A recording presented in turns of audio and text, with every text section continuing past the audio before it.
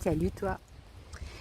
Bon, c'est pas idée modalier non plus. Si tu sais pas de quoi je cause, on va voir l'épisode précédent. Notre conscient a toujours besoin d'avoir un plan, de savoir ce qu'il attend, de savoir ce qu'il va faire. Et c'est super balèze de s'abandonner à la vie, à ce qui va arriver, sans savoir où on va. Le camping, ça a duré quelque chose comme 3 heures. Et déjà, d'entrée de jeu, je me suis cassé la gueule juste avant d'y aller. C'était 2 fois plus cher qu'annoncé sur le site. Plus de 2 fois plus cher. Et ni Babouchka ni moi, on arrivait à se sentir bien là-bas. Et alors bon, comme je l'avais un petit peu senti, j'ai demandé au snack est-ce que ça les dérangerait beaucoup si je revenais là, quoi. Parce que j'étais pas certaine d'y arriver, quoi, là-bas. Et du coup, ils sont concertés devant moi. On me dit, il n'y a pas de problème, quoi. Et puis je suis partie, et puis je suis revenue 3 heures plus tard. Et elle me fait, oh, mais on n'a pas compris. Pourquoi t'es partie? T'as dit que tu pouvais rester. Mais voilà, c'était mon plat. Donc, fallait que je tente au moins. Fallait que je vois comment ça s'y passe là-bas. Et tu sais, je ne sais absolument pas pourquoi mon inconscient me bloque ici. À chaque fois que je veux faire un pas, c'est non niet. Il me bloque ici. Et petit à petit, j'arrive à comprendre, mais je me dis, si je fantasme de trop et que... Parce que tu as vu, j'ai pu imaginer le idémodal, par exemple. Et c'était pas ça. Je leur ai fait une première vidéo et je me suis dit, bon ben voilà, c'est un joli remerciement, un souvenir qu'ils pourront garder. Et j'avais des images bien sympas. Et en même temps, moi, ça m'a éclaté de le faire, donc c'est tout bénef. Et puis derrière ça, je ne sais pas trop si je peux dire les prénoms encore. Donc je vais juste donner les initiales. M m'a fait ah mais faut que tu viennes là ce vendredi parce que il y aura toute la famille, il y aura mes cousins, mes beaux-parents, il y aura tout le monde, etc. Et du coup, je leur ai fait une deuxième vidéo. La première leur a bien plu. Et puis on a eu une semaine d'orage, de pluie, l'après-midi juste.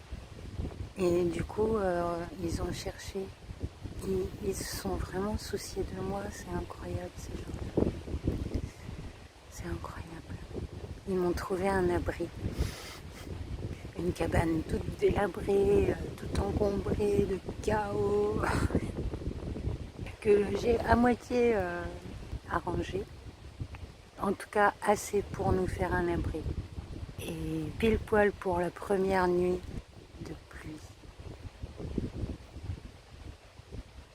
C'était pas un miracle, ça.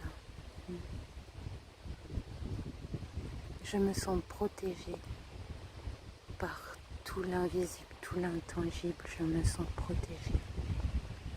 Et tu te souviens, je t'ai dit que j'avais pas envie de partir, que j'étais bien ici. Simplement, j'avais peur d'abuser de la gentillesse de ces gens, de la bonté de ces gens. Mais ils ont fait preuve d'encore plus de bonté. Le 15 août, feu d'artifice, je me suis dit, bon, qu'est-ce qu'on va faire là, une babouche à rester là, il y avait un potin, mais d'enfer pour le 14 juillet, c'était terrifiant pour elle, terrifiant. Je sais pas d'où ils sont tirés les feux d'artifice ici, mais ça doit pas être loin, quoi. On avait vraiment l'impression qu'il y avait des bombes qui tombaient, quoi. Du coup, on est parti un petit peu plus loin, on est parti pour aller plus loin. Au moins jusqu'à la station-service où je l'ai retrouvée le 13 juillet, là, quand elle s'est barrée. Parce que je me suis dit que, je sais pas, elle doit se sentir en sécurité là-bas, donc on doit moins entendre. Voilà. Mais en fait, je ne sais pas où est-ce qu'elle s'est cachée, une fois qu'elle a terminé de courir. Alors déjà ça, c'était un beau petit miracle. Hein. parce que c'était le soir, 23h, un truc comme ça s'est mis à péter et j'étais pas au courant, je pensais que c'était le 14 juillet. J'ai bien vérifié sur internet, mais c'était une ville d'à côté qui a fait péter ses feux et elle s'est barrée. Le 14 juillet, je l'ai attachée et j'ai pas réussi à la retrouver de toute la nuit. Le lendemain matin, j'ai pas dormi, ça c'est clair.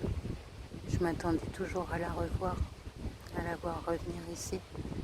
Et le lendemain matin, je vois passer un monsieur qui marche souvent dans le coin, au petit matin. Et je lui demande est-ce qu'il a vu un gros chien noir. Il me fait ouh ouh. Ben, il est là-bas à la station-service, il attend. Et du coup, j'y suis allée. Et elle était bien là-bas, Babouchka. Et elle attendait bien. Et il y a quand même un petit kilomètre jusqu'à la station-service de là où j'étais. Donc il a fallu le kilomètre que le gars le fasse, après que moi je le fasse, le kilomètre, etc. Donc elle devait bien attendre. Ah, quand elle m'a vu. À ce moment. Et moi quand je l'ai vu. Oh. On s'est fait une de ces fêtes toutes les deux.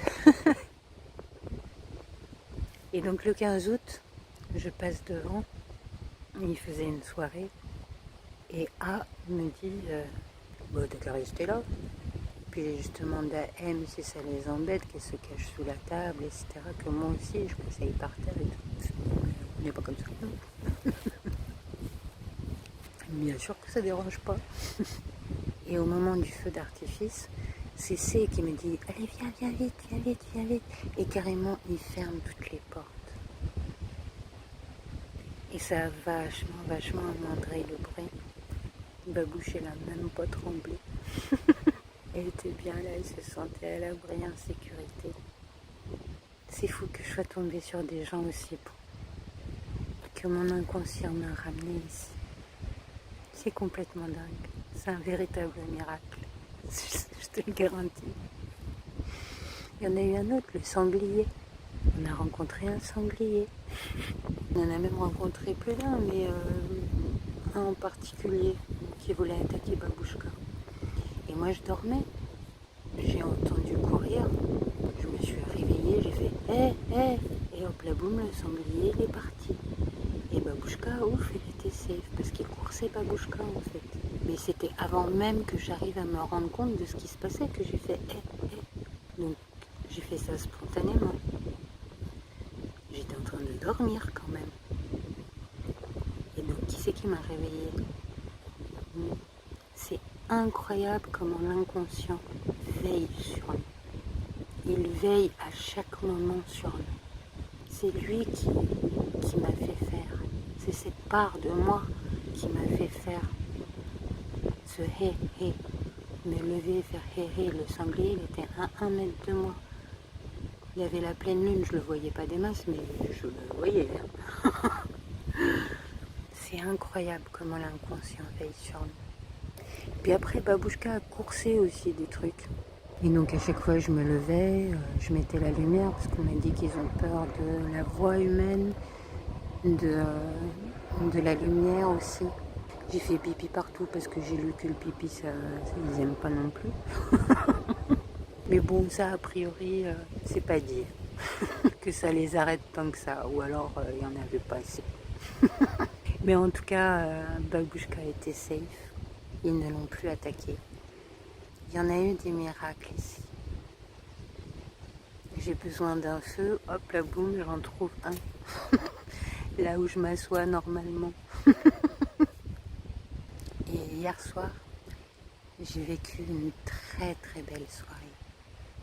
C m'a demandé de filmer encore parce que là ils étaient pleins à craquer.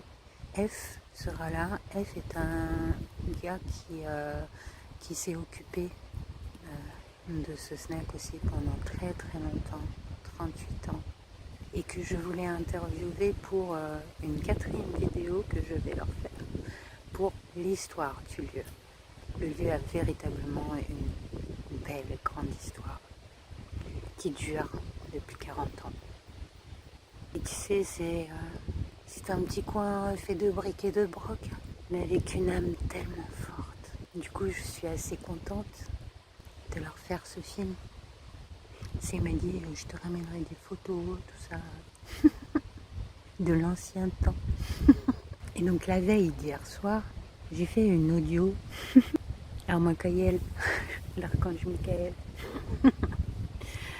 Parce que j'avais un tel besoin de parler à quelqu'un qui pourrait me comprendre, de parler à quelqu'un qui se passionnerait par les mêmes choses que moi, par l'inconscient, par la psychologie, et qui serait passionné d'entendre ma vie.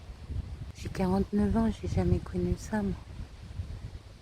Et le lendemain, il m'invite à venir filmer encore. Moi, j'avais pas tellement envie, j'ai plutôt envie de dormir. Je me suis dit, bon, allez, une troisième. Et là, P, que j'avais déjà rencontré, en fait, qui était là toutes les soirées, quasiment, et qui aime beaucoup faire le con, donc on le voit bien. Mais en fait, c'est quelqu'un d'extrêmement intelligent. Et il est venu me parler. Et tu sais quoi? Il est passionné par la psychologie. Lui aussi. Et donc je lui ai parlé un petit peu du métier que je vais créer, que je crée en fait. Tout ça, il me fait non mais toi t'es une star, pourquoi tu leur dis pas, pourquoi tu leur fous pas ça en pleine tronche? Qu'est-ce que je fous là depuis 2 ans avec les 150 vidéos, hein? Je te le fous dans la tronche. Mais bon, t'es pas des masses à l'entendre, t'es pas des masses à le regarder. Bref, tout ce que j'ai demandé à Michael, quoi, en fait. Et je ne sais pas du tout où cette amitié va nous mener. À un moment, il m'a dit mais viens avec nous, viens profiter de l'amitié. Et c'est vrai que je me sentais quand même un petit peu extérieure à tout ça, même si petit à petit, je me sens incluse. Mais rien que le fait de filmer, ça te place à l'extérieur, quoi. Tu participes pas vraiment, tu filmes. Tu peux pas danser en filmant, tu peux pas chanter en filmant, tu peux pas. Donc tu restes en position de l'observateur. Et franchement, tout ce que j'y vois, c'est tellement beau, c'est tellement bon. Même quand il leur arrive de s'engueuler, hein. J'adore. Ils s'engueulent et puis après, c'est oublié vite, tu fais, ben tu fais. Normal, quoi. Comme les grands enfants doués de raison que l'on est tous. Et donc voilà, il y en a eu des miracles, des petits miracles. Alors on n'en est pas encore au miracle que moi j'ai souhaité, que j'ai dans le chapitre 3 là, que j'ai exposé. Mais je sais pas, je sens qu'on s'en approche. En tout cas hier je pense que je me suis fait un ami. Ce serait chouette ça. Et voilà ce qui arrive quand on s'abandonne à la vie. Et qu'on ne se prend pas le chou. Quand les choses qu'on pense qui vont arriver n'arrivent pas. Qu'on est quand même dans notre paix intérieure. Bon, à une prochaine. Bisous.